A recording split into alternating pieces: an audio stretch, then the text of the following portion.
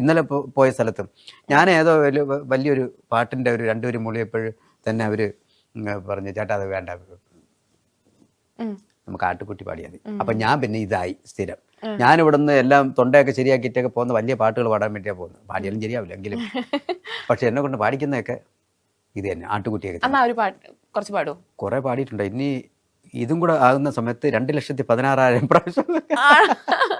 അല്ല അത്രയും എല്ലാവരും ഇഷ്ടം കൊണ്ട് പറയിപ്പിക്കുന്നത്. ഇതിൽ വലിയ വരിയും കാര്യങ്ങളൊന്നുമില്ല. അതൊക്കെ പ്രാസം വെച്ചൊക്കെ പിള്ളേർക്ക് വേണ്ടി പാടാൻ വേണ്ടിയുള്ള സംഭവങ്ങൾ.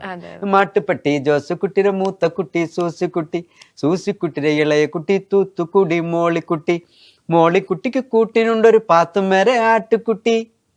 ഈ ആട്ടുകുട്ടിയെ കണ്ണ് വെക്കുന്ന നാട്ടിലുള്ള ഒരു ബീരാൻകുട്ടി, ആട്ടുകുട്ടിയെ കണ്ണ് വെക്കുന്ന നാട്ടിലുള്ള ഒരു ബീരാൻകുട്ടി, മറിയേരമ്മേരാട്ടുകുട്ടി മണിയന്റെ മേര സോപ്പ് പെട്ടി.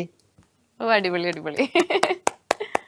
മറിയേരമ്മേരാട്ടുകുട്ടി മണിയന്റെ മേര സോപ്പ് പെട്ടി, മെഹർകുട്ടിയുടെ ആട്ടുകുട്ടി മണിയന്റെ മേര സോപ്പ് പെട്ടി. അതുകൊണ്ടാ ആടുണ്ടോ അവിടെ? ഇല്ല, ആടില്ല. ആട്ടുകുട്ടി അടിപൊളിയാണ്.